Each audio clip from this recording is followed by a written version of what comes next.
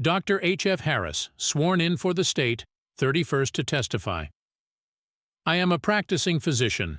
I made an examination of the body of Mary Phagan on May 5th. On removing the skull, I found there was no actual break of the skull, but a little hemorrhage under the skull, corresponding to point where blow had been delivered, which shows that the blow was hard enough to have made the person unconscious. This wound on the head was not sufficient to have caused death. I think beyond any question she came to her death from strangulation from this cord being wound around her neck. The bruise around the eye was caused by a soft instrument, because it didn't show the degree of contusion that would have been produced by a hard instrument. The outside cuticle of the skin wasn't broken. The injury to the eye and scalp were caused before death. I examined the contents of the stomach, finding 160 cubic centimeters of cabbage and biscuit or wheaten bread. It had progressed very slightly towards digestion. It is impossible for one to say absolutely how long this cabbage had been in the stomach, but I feel confident that she was either killed or received the blow on the back of the head within a half hour after she finished her meal. I made an examination of the privates of Mary Phagan. I found no spermatozoa. On the walls of the vagina there was evidences of violence of some kind. The epithelium was pulled loose, completely detached in places, blood vessels were dilated immediately beneath the surface, and a great deal of hemorrhage in the surrounding tissues. The dilation of the blood vessels indicated to me that the injury had been made in the vagina some little time before death, perhaps 10 to 15 minutes. It had occurred before death by reason of the fact that these blood vessels were dilated. Inflammation had set in, and it takes an appreciable length of time for the process of inflammatory change to begin. There was evidence of violence in the neighborhood of the hymen. Rigor mortis varies so much that it is not accurate to state how long after death it sets in. It may begin in a few minutes and may be delayed for hours. I could not state from the examination how long Mary Phagan was dying. It is my opinion that she lived from a half to 3/4 of an hour after she ate her meal. The evidence of violence in the vagina had evidently been done just before death. The fact that the child was strangled to death was indicated by the lividity, the blueness of the parts, the congestion of the tongue and mouth, and the blueness of the hands and fingernails. The lungs had the peculiar appearance which is always produced after embalming when formaldehyde is used. I am of the opinion that the wound on the back of the head could not have been produced by this stick. Exhibit 48 of Defendant. I made a microscopic examination of the vagina and uterus. Natural menses would cause an enlargement of the uterus, but not of the vagina. In my opinion, the menses could not have caused any dilation of the blood vessels and discoloration of the walls. From my own experiments, I find that the behavior of the stomach after taking a small meal of cabbage and bread is practically the same as taking some biscuit and water alone. I examined Mary Phagan's stomach. It was normal in size, normal in position, and normal in every particular.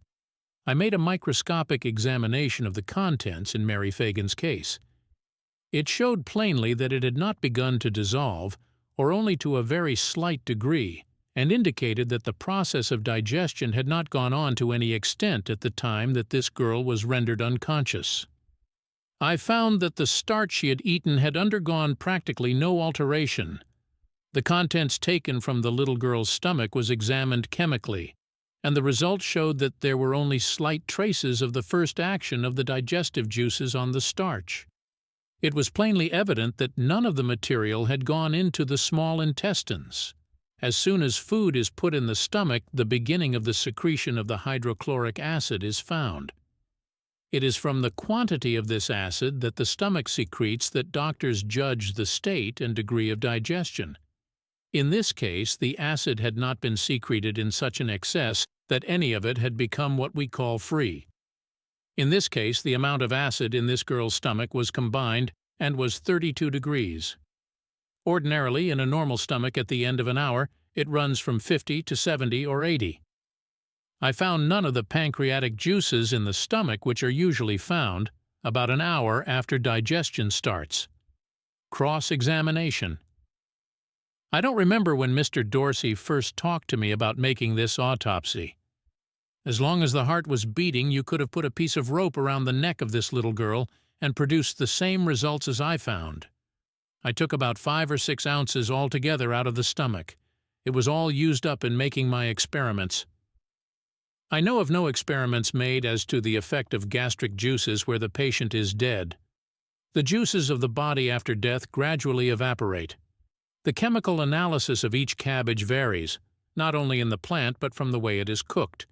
It is a very vague matter as to what influences may retard digestion. Every individual is almost a law unto himself. To a certain extent, different vegetables affect different stomachs different ways, but the average normal stomach digests anything that is eaten within reason. Some authorities claim that exercise will retard digestion. I don't know that mental activity would have very much effect in retarding the digestion. It is the generally accepted opinion that food begins to pass out of the stomach through the pylorus in about a half an hour. A great many things pass out of the stomach that are not digested. The juices of the stomach make no change in them. The stomach does not emulsify a solid. I never knew a normal man who could digest a solid. The science of digestion is rather a modern thing. I did not call in any chemist in making this examination. I said it was impossible for anyone to say absolutely how long the cabbage had been in the stomach of Mary Phagan before she met her death, not within a minute or 5 minutes. But I say it was somewhere between 1/2 an hour and 3/4. I am certain of that. Of course, if digestion had been delayed this time, element would change. The violence to the private parts might have been produced by the finger or by other means, but I found evidence of violence. It takes a rather considerable knock to tear epithelium off to the extent that bleeding would occur. I found the epithelium completely detached in places, and in other places it was not detached. A digital examination means putting the finger in. The swelling and dilation of the blood vessels could be seen only with a microscope. It is impossible to say how much they were swollen. A scalp wound is very prone to bleed. I have some cabbage here from 2 normal persons.